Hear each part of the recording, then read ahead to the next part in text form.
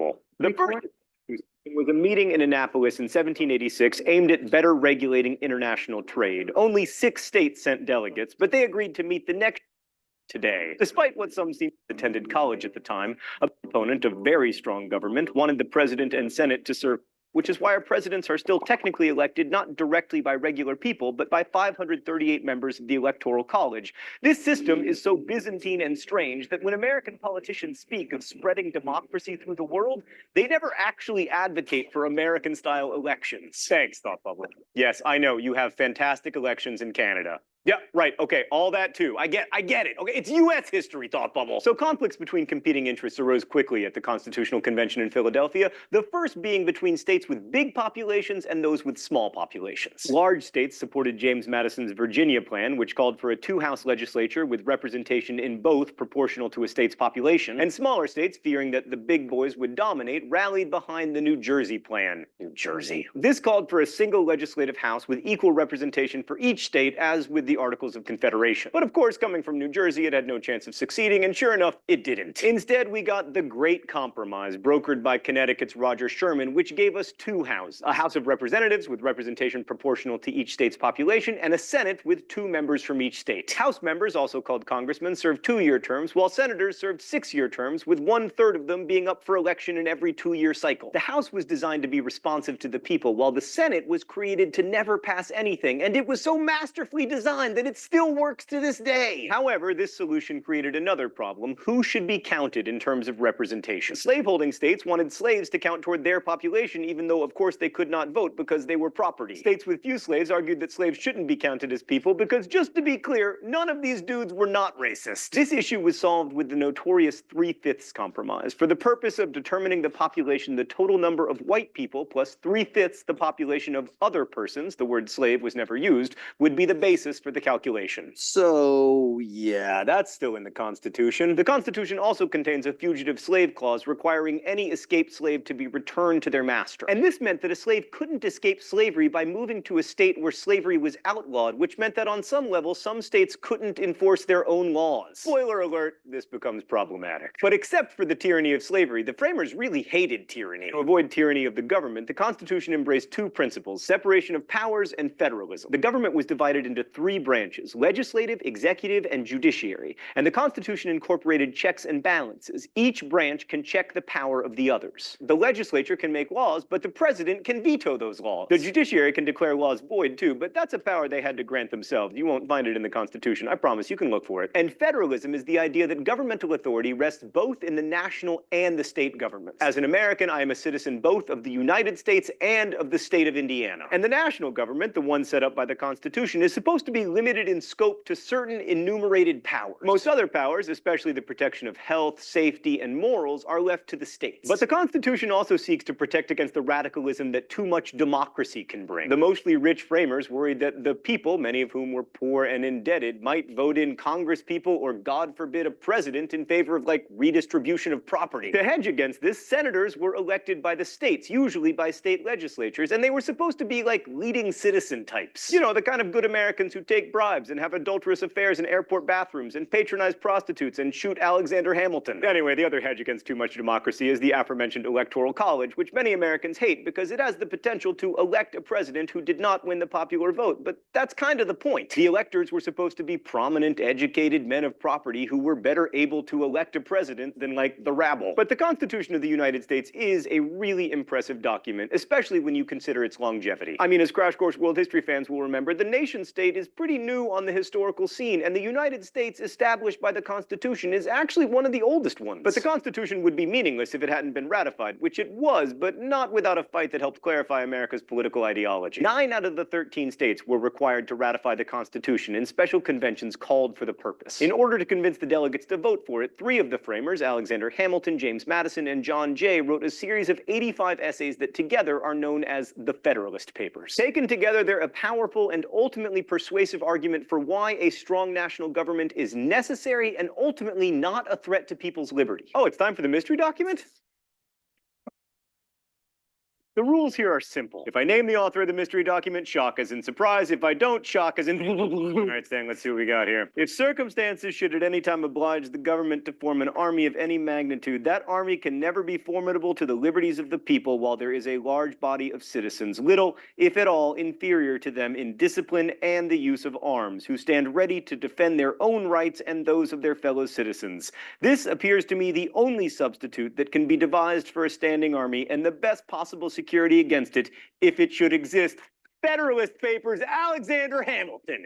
Yes! Too easy, Stan, although I appreciate the opportunity for a rant. The whole idea of the Second Amendment was that the people could protect themselves from a standing army by being equally well armed, which these days would mean not that citizens should have the right to buy assault rifles, but that they should have the right to buy, like, unmanned drones and arguably suitcase nukes. And by the way, in the Constitution, this is not listed as a privilege, it is listed as a right. And as a right, if I can't afford my own Predator drone, I guess the government should buy one for me. It's almost as if Alexander Hamilton had no way of knowing that weaponry would one day advance past the musket. P.S. You know how Alexander Hamilton died? Gunshot!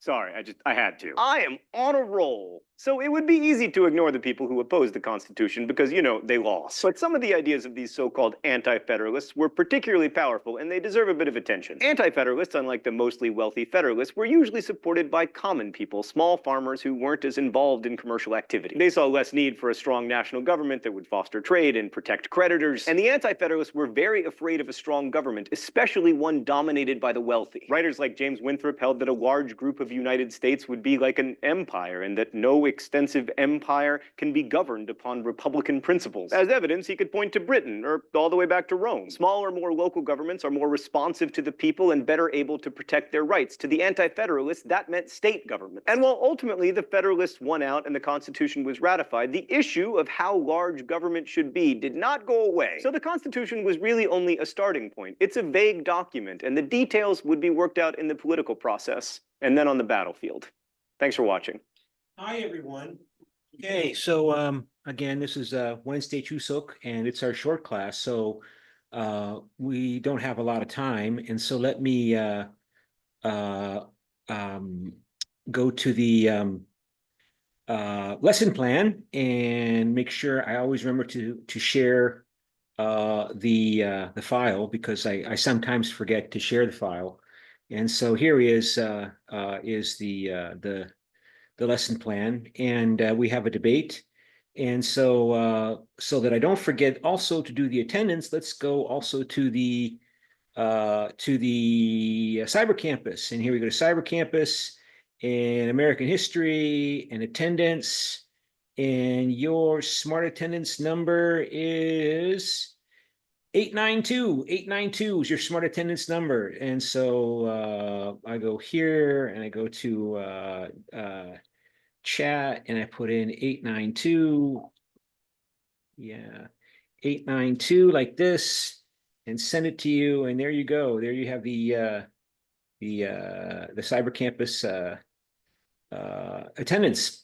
And so also I always want to think about, as I told you before, how to make the class relevant to understanding what's going on in the United States today. And we talked about how there's a very strong suspicion in American history, at least in terms of American attitudes towards authority, to distrust people who claim that they have credentials, that they should have special influence over the other people in society because somehow they have special training or special credentials that in the form, for example, of education that makes them experts, and experts also that have the right to critique and challenge the status quo. And so we talked about how people like Daniel Flynn, who wrote that essay that you're reading for your midterm paper, is criticizing in that essay that it not so much Howard Zinn, although he does criticize Howard Zinn. But what he's criticizing, more importantly, is the fact that American university professors are making their students read that book. Out of the vast number of, infinite number of books on American history that have been written, why are American universities favoring Howard Zinn's A People's History of the United States? And so the problem for people like Daniel Flynn, it's suspicion towards American universities.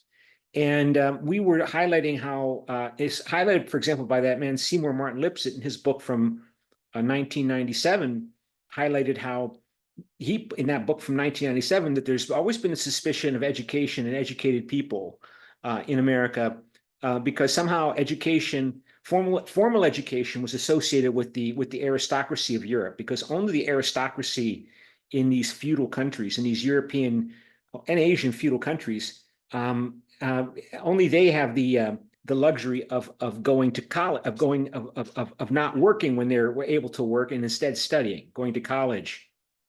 And so they and so there's this association with formal education with aristocracy. And America was founded by people who were rejecting the Yangban, who were rejecting the authority of the aristocracy, and they associated this formal education with aristocrats.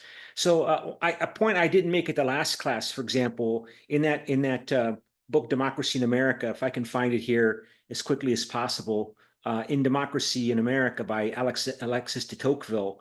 Let me see if I can find the Amazon book just to show it to you, right? Democracy in America. And Tocqueville goes, he tours throughout the United States, and he's there also, you know, at the early part of the 19th century, and he is there. We'll talk about later about how the Americans began to forcibly transfer, remove, ethnically cleanse the Indians. We call it now ethnic cleansing today, since the 1990s, the Indian population from east of the Mississippi, moving it west. He saw that happen. Tocqueville was there when that was going on. And Tocqueville knew also that slavery was going to be a primary threat to American democracy, the issue of slavery. He writes this in his book. But what he also mentioned in his book is he, of course, de Tocqueville's himself an aristocrat. He's from Paris, you know, and he goes to Harvard. Harvard University in Boston, Massachusetts, is, you know, back then it's the capital of the American intellectual class or group, Harvard University. And what de Tocqueville found, and what surprised him, is that all of the professors there, they think the same way. They think they all believe in the American creed. We talk about the American creed, right? 18th and 19th century classical liberalism, you know, laissez-faire economic regulation, populism, egalitarianism, all of those. That's what the American University at Harvard, all of the professors there were thought in those terms, the same way. Whereas, of course, back in Paris, you go to, I guess, to a Parisian, a university in Paris, for example, and you find people believing, you know, whatever, a wide diversity of ideological perspectives and viewpoints, reflecting, you know, monarchism, Catholicism, radicalism, radical socialism of the 200-year ago variant, and so on. So you find very little ideological intellectual diversity at Harvard University. So even intellectuals, their intellectualism is supposed to be about basically how to be pragmatic. I mean, that's typically how it's described by philosophers. American pragmatism, that's the primary philosophical label that's given to the tradition of American philosophers, older and more recent, like John Dewey. John Dewey is maybe the most well-known American philosopher of historical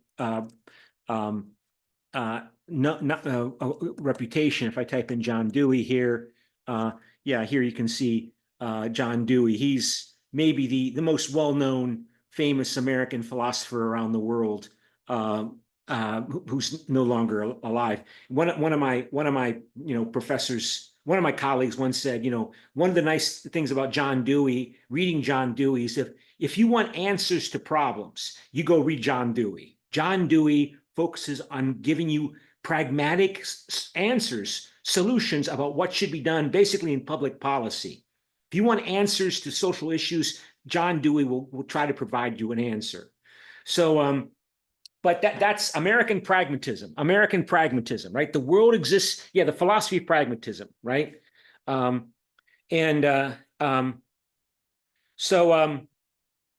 but there's all this suspicion about universities, and particularly people who don't think in American pragmatic terms. tend to be suspects. So so again, so we talked about this and how Daniel Flynn's really criticizing American universities. And so after we met on Monday, I was reading, of course, the New York Times, and the New York Times is an interesting, problematic news source favored by the American political elite. Not all of it, but it's left of center political elite reads the New York Times in the United States, and there's a news report about the Trump supporters' suspicion and doubt regarding American universities. So if I can find that now, let me open up that file. I have to open up the file first. And so we go to, I go to US history here, go to US history. And just to show you this, here's the article. And just to show you this. So, and so stop share, and then do the screen share of this and go here. And so here is the article that came out in the New York Times a day or two ago about American universities under attack.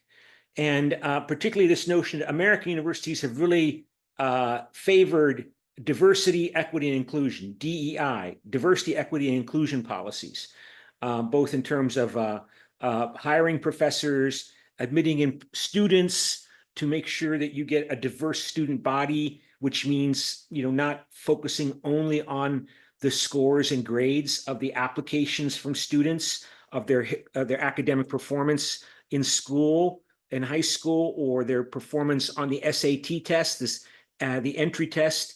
And so this is, should a diverse campus mean more conservatives, right?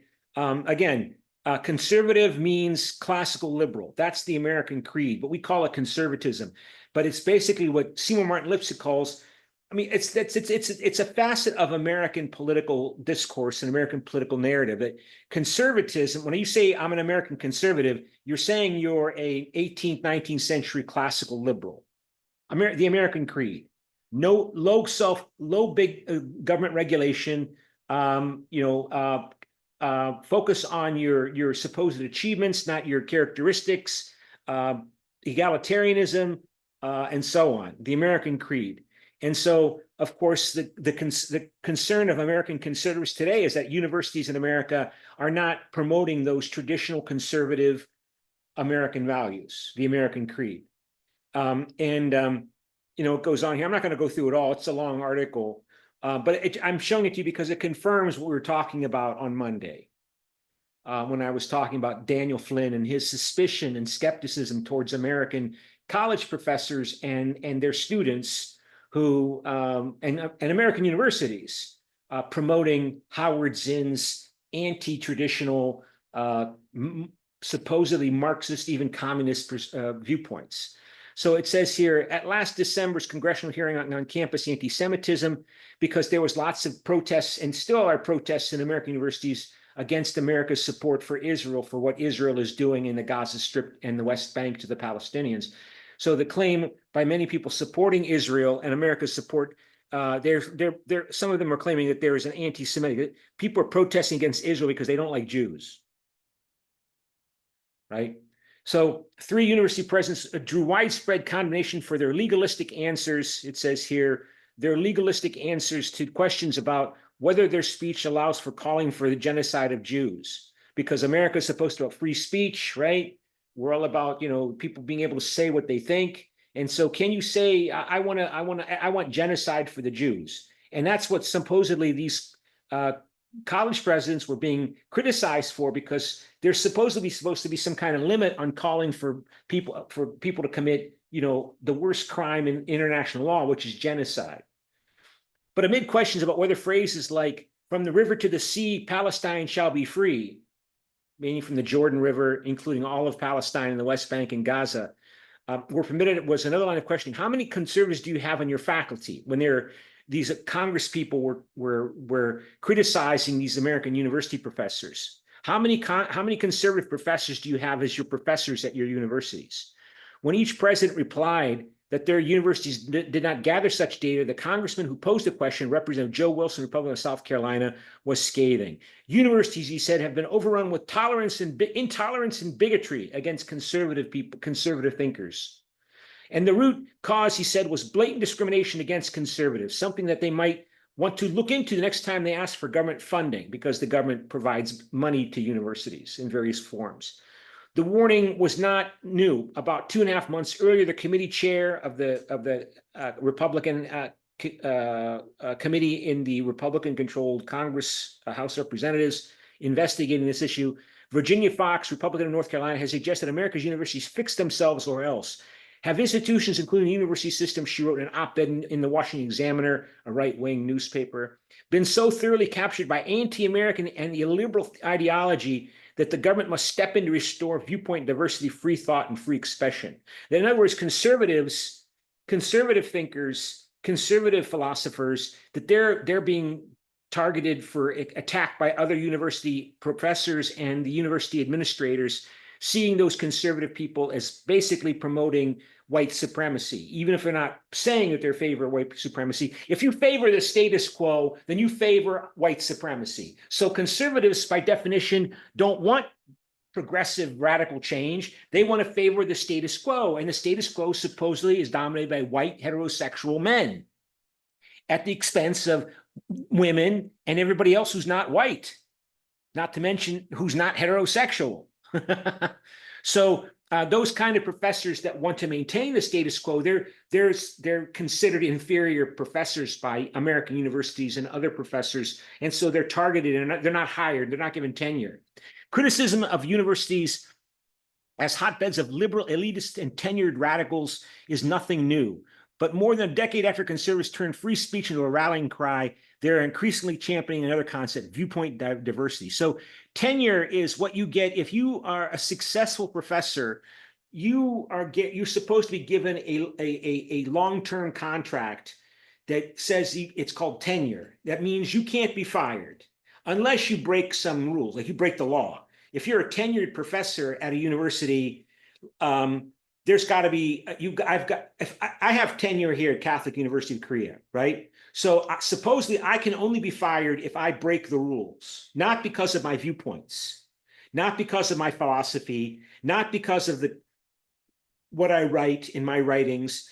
I can only be fired if I break the law or I break the university regulations. And so once you get tenured, you can't be, it's really hard to terminate somebody who has tenure. And of course, the claim is that universities have favored radical progressives, people like Howard Zinn and his students and others at the expense of conservative professors getting tenure.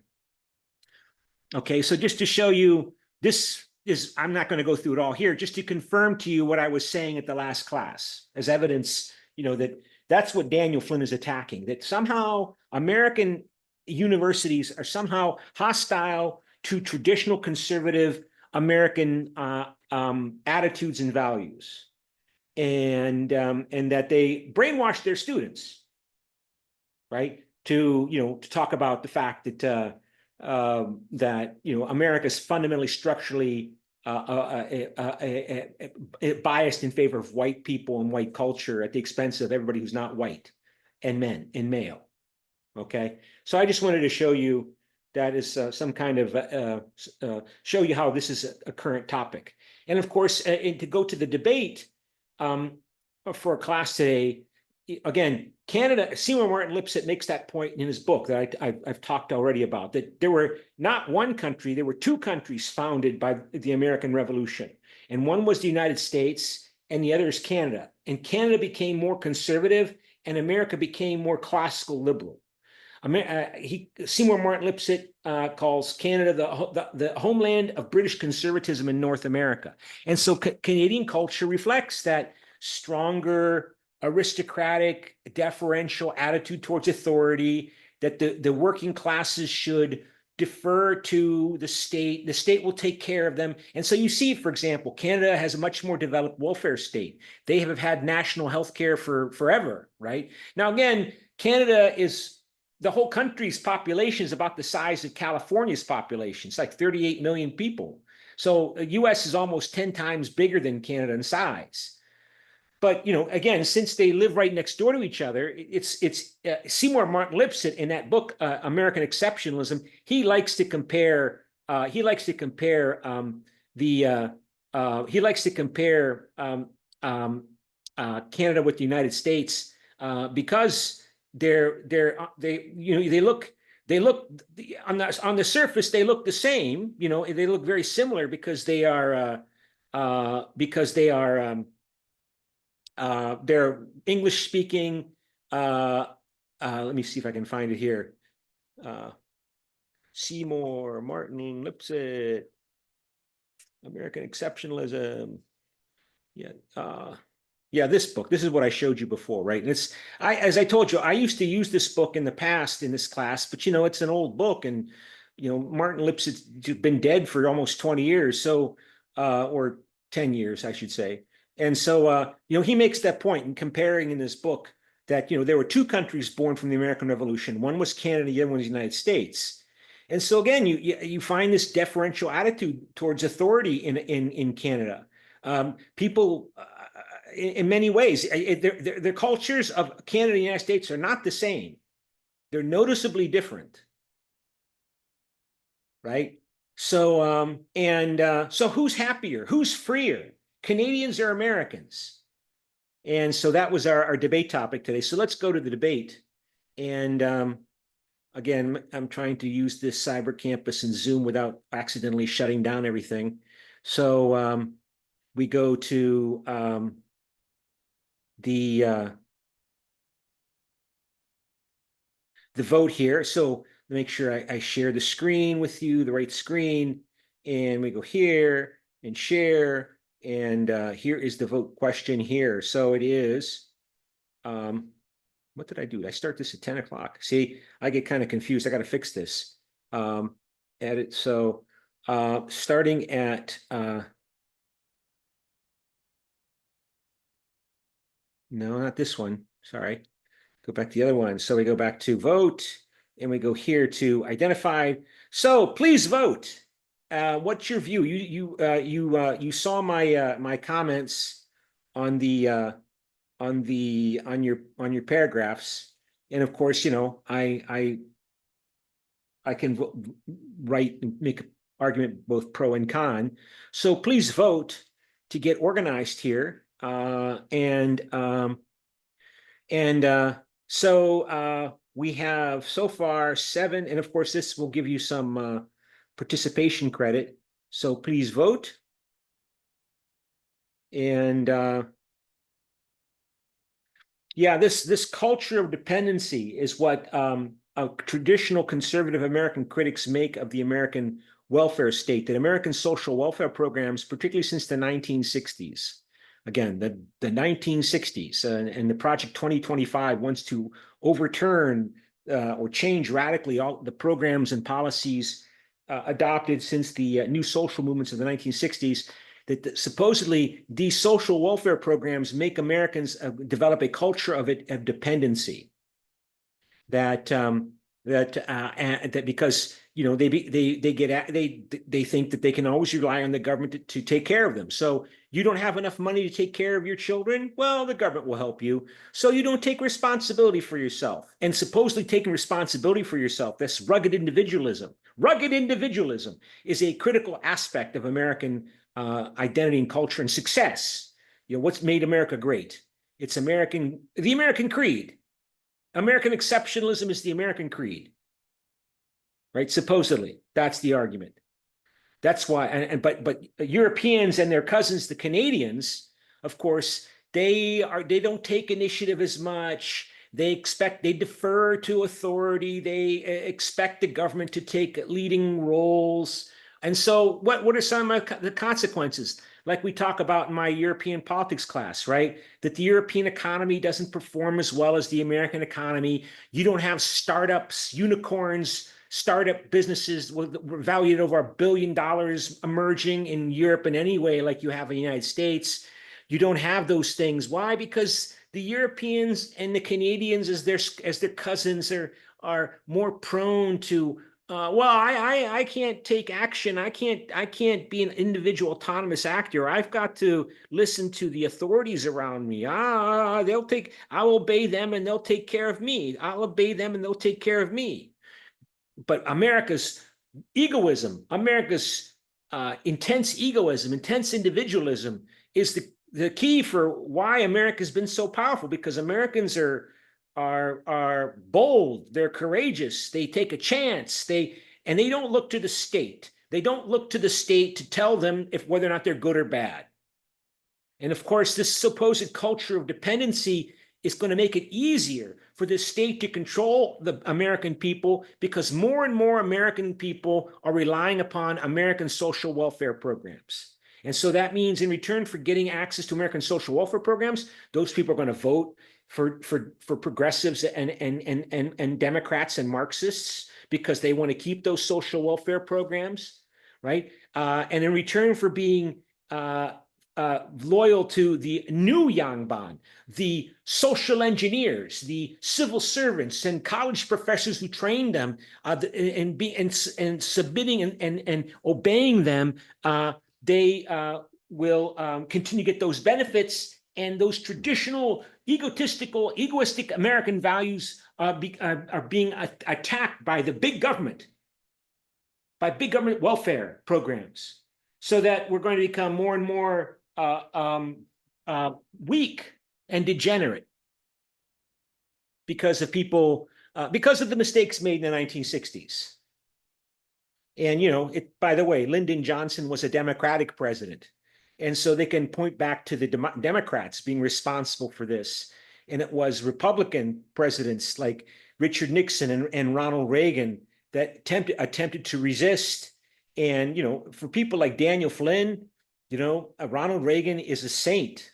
President Ronald Reagan, who defeated Jimmy Carter, a Democrat, in 1980 and became president until 1989. For people like Daniel Flynn, Ronald Reagan is one of the greatest presidents in American history because he supposedly led the struggle against the Soviet Union that eventually led the Soviet Union to collapse, and therefore set back capitalism and socialism all over the world. So let's see, have everybody voted? Okay, so we have 10. We've got 10 pro, and we'll put the neutral in with the con. And so how can we do this here? So yeah, I guess is somebody strongly con? No, nobody's strongly con. So I think what I want to do here, how about if we try to use the no, we're not going to do that because we have to divide. Okay, so let's do it like this. So we've got 1, 2, 3, 4, 5, 6, 7, 8, 9, 10, and pro. And so we will divide up the pro by 3. So Shin Sung Han, you're a 1. Yerin, I'm sorry, O Yerin, you're a 2. U Seyun, you're a 3. Ju Min Song, you're a 1.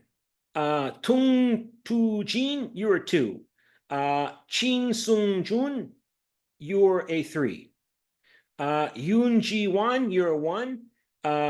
Gwendolyn, you're a 2. Michelle Justine Marie, you're a 3. And Yi Yu Chi, you're a 1. Okay. And so remember your numbers. And we will make 2 groups of cons. So Kim Nam Chu, you will be a 1. Park Yoon Ji, you will be con 2. Kim Kon Tak, you will be con 1. Woo Ji Young, you'll be con 2. E Tam, you'll be con 1. Chue Son Yoon, you'll be con 2. And I'm sorry, Marie, you'll be con 1. Okay, so what I can do now is go back to see more breakout rooms, and I will let you choose the room, and we'll have 5 rooms, and like this, and then I open all rooms, and so let me see here. So oh, how does this work here? So I don't know what I just did here. I thought I could do this more easily. Let me see here. Breakout rooms. Okay, so yeah, all right. So all right, room one. What did I do here? 5 rooms. Oh, I thought, oh, there it is. Okay. So I can rename. Yeah, it won't let me rename the room. So room one, you're pro one. Room two, you're pro two. Room three, you're pro three. Room four, you're con one. Room five, you're con two. So please go ahead and join those groups. So room one is pro one. Can I rename those? No, I can't rename those. I thought I could rename the rooms like I did yesterday, but I can't rename the rooms. So room one, you're pro one. Room two, you're pro two. Room three, you're pro three. Room four, you're con one. And room five, you're con two. So please join those rooms based on the number that I gave you, okay? And join those rooms. So everybody join the rooms that again, I apologize for being a little bit confusing here because I thought I could rename the new rooms, but I can't rename the rooms. So room one is pro one, room two is pro two, room three is pro three, room four is con one, and room five is con two. So please join your rooms.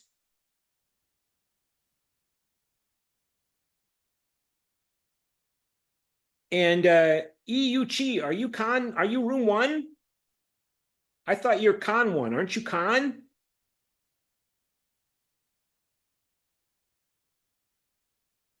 Chi? EU Chi? Unmute your microphone. So Professor, I cannot find how to go to the room. Okay, so let me move you to room 4. Okay, so I moved you. All right, so you're now in room 4. All right, which is con 1. And Oh, thank you. okay, Park Yoon Ji, which room are you in? I was supposed to be in room 5, which is a con 2. Okay, room 5. There you go. Oh, thank you. Okay, so we've got 4 people in con 1, room 4, and so that's a big number. Okay, so everybody's assigned to one of the 5 rooms. And so let me ask you, who's going to speak first for pro? Siri, pick a number between 1 and 3. It's 1. Okay, so room 1 is going to speak first for pro. Okay, and Siri, pick a number between 1 and 2. That would be 1. And so room 4, con 1, room 4 is going to speak first for con. And so who's going to speak first for each of these groups? So in pro 1, room 1, Siri, pick a number between 1 and 4. The answer is 3. Okay, so that's Shin Sung Hwan is going to speak first in pro 1. In room 2, Siri, pick a number between 1 and 3. That would be 2. And Gwendolyn is going to speak first for pro 2 in room 2. Siri, pick a number between 1 and 4. It's 3. And Marie is going to speak first in room 3 for pro. I'm sorry, I think I messed this up. Yeah, for con. And in room 5, Siri, pick a number between 1 and 3. It's 2. And Park Yu-ji is going to speak first out of con room 5. Okay. So who did we say is going to speak first out of pro? Is it room 1 or no room?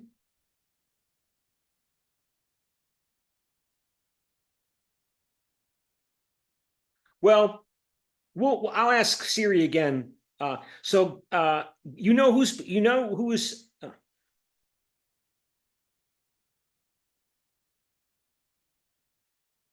Okay, did you hear me? I forgot to start the broadcast button on the rooms. So first person going to speak for pro is let's see here. Shin Sung Hwan. And the first person that's going to speak in room 2 is Gwen. And the first person going to speak in room 3 is Chi Sung Jun. The first person going to speak in room 4 is Marie, and the first person going to speak in room 5 is Park Yeonji. And so who's going to speak first for pro? Siri, pick a number between 1 and 3. That would be 1. 1, so that's going to be Shin Sung Hwan is going to speak first for pro. Siri, pick a number between 1 and 2. That would be 1. And Marie is going to speak first for con in room 4. And so I have to decide what my position is going to be. And 1, I'm strongly pro. 2, I'm pro. 3, I'm neutral, can't decide. 4, I'm con. And 5, I'm strongly con. So Siri, pick a number between 1 and 5. It's 4. Okay, so I'm con. I'm con. So take a few minutes and prepare yourself to make your statement to everybody. We will proceed with the debate. So I'm con on the debate topic.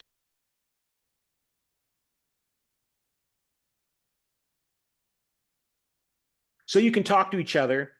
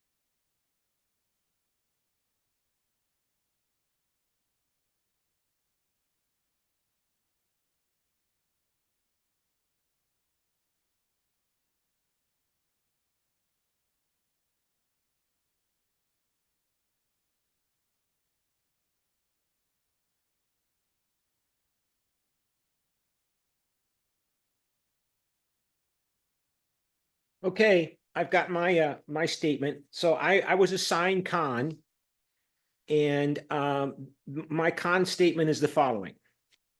Con, I am con because Americans live in an environment, they live in a political environment that is more hateful and fearful than the domestic political environment of Canadians.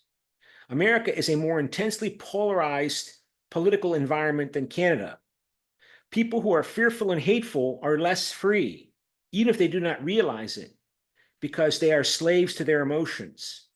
And the elites and authorities in America exploit these emotions to enslave their followers, to blind them and make them fearful and hateful, and then reinforce that fearfulness and hatefulness. And of course, we see that going on in the United States these days. If they are being manipulated and exploited, then they are less free. So that's how I would argue con if I am, because I was assigned con. Okay, so who's going to speak first for pro? I think we assigned, let's see, Shin Sung Wan, root for pro. Why is your group pro? Unmute your phone. Shin Sung Wan. Oh, I got to, okay, I think I have to close the groups.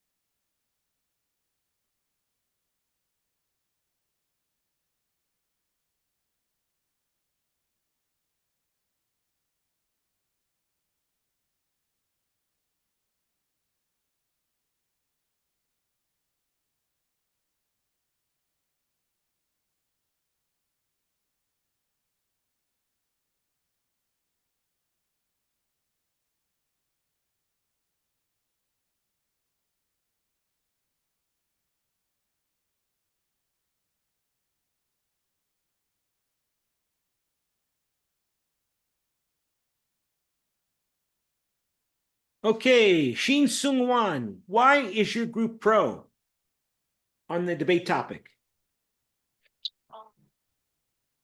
Canada's often prioritize social safety nets and community welfare with well-established social programs like universal healthcare. Many Canadians feel a sense of stability that can enhance their personal freedom. Oh, the dignity and development of the individual. Okay, through social welfare policies, through social justice. Very good. Con, okay, Marie, why is your group con? Why are you con, Marie? Because people often say that American in America there is a lot of racism with slave and the Indians, but actually the Indians were also murdered in Canada. The Canadians, they give them blankets with the smallpox. And we also think that the US Constitution was the first text to protect individual rights. And our last point is about the supreme leader, because in Canada, the supreme leader is the king or queen of the United Kingdom, which is decided by bloodline and not a choice. And in the US, you can choose your president. Right. And, if in traditional Yangban aristocratic societies, you can't just join the Yangban. It's bloodline, right? But Donald Trump became president of the United States. He certainly was not belonging to any Yangban aristocratic Yang bloodline. So that's why Americans feel like the authorities represent themselves more. So when the authorities tell them what to do, they can really believe that the authorities represent the will of the American nation. Whereas, in Canada, still, it's the King Charles III is still technically the head of state of Canada, and he didn't do anything to deserve that. He was just born. I mean, and this is why, you hear, I'm not just making this up. This is what Americans say, right? That America is more free because we really do have gotten rid of this notion of inherited influence, that I deserve for you to listen to me because I have better parents than you. So what do you have to say? Who did we choose here? Gwen, why are you pro? Why are Canadians more happy and more free than Americans? because we think that the American society is a way more like divided society than in Canada. So, for example, when you are in a specific social group in America, it's way harder to pass beyond it and to change your condition because you are in this specific group in your daily life. So in the area you live in, everyone around you is from the same social environment and condition. And unlike in Canada, if you need help to go to another social group to have a better life, it will be way more complicated for you to do so because you won't get the help and support you need in order to do that. Okay, okay. And so the second group from Khan, and that we had Pak Yunji. Why Pak Yunji? What's your response to Gwendolyn and the other pro arguments? I basically think that if we could take women in our talking about gender analysis, and then we cannot sure that which Canadian are freer in Canada than American are in America. Because I think we must notice that half the people were invisible, and that invisibility is still going on all over the world. Of course, even in United States, also in South Korea, and I think the notion of visibility is seriously important because if we cannot recognize someone else exists, there can be a huge possibility that we commit violence to that invisible person. Women have been always existed in this sexual discriminating world. However, I bet that most of heterosexual men have not considered women as human beings. Also, I wonder if these words Canadians and Americans contain women when we talk about the genes analysis, and also, even though the professor pointed out to me that Canadian women got suffrage earlier than US women, but I don't think that suffrage cannot explain everything in terms of women right. I mean Well, women human right. Yeah. I mean, you're saying since you're Khan, right? I mean that's often the argument, and I think even Howard Zinn makes that point that well, we're not stupid, right? We know that 250 years ago when the United States began, that there was slavery and women generally didn't have the right to vote. But the success of the American Revolution established formally in the Declaration of Independence and in the Constitution, including the Bill of Rights, the first 10 amendments to the Constitution, which were part of the Constitution from the beginning, established this notion of individual human rights as part of constitutional law. And this is like the first time this has been written down in the modern times. And so that would encourage the anti-slavery movement, the feminist movement, what was called the suffrage movement, to get women the right to vote. Because the precedent had been set that, citizens have certain basic fundamental human rights. And so if you're going to say women are citizens, then doesn't that mean equality? Should they have at least the political equality with men, the right to vote? And the success of the American Revolution would encourage that. And of course, also it would encourage the anti-slavery movement, the abolitionist movement, that, Black people, they're supposedly citizens of the United States, but how can you be a citizen and still be somebody's property? Okay, but I don't want to spend too much time talking here. I want to hear what others have to say. Ji Sung Jun for pro. Why are you pro, Ji Sung Jun? Why is your group pro? I think Canada could have been freer because of the competition between France and England. England was afraid of losing its power in Canada because of France's interest, and England actually guaranteed independence and freedom in Quebec, Canada. Also, I think women who got rich from Canada trade would have had better lives than poor white women in Canada, in America.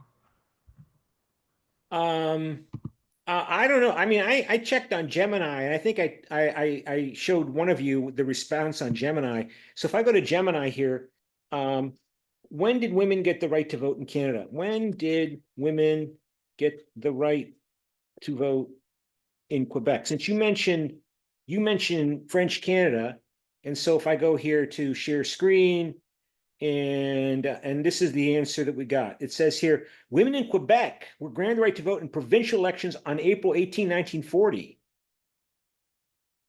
So they had the right to vote in national elections before 1940, I think in 1918.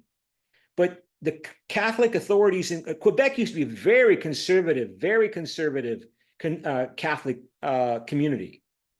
So they didn't get a right to vote in provincial elections in Quebec until 1940. And they felt discriminated against by the English speakers in Canada. And there, and there was some fighting, and a couple people died in that fighting. So let me see. Then let's go back then to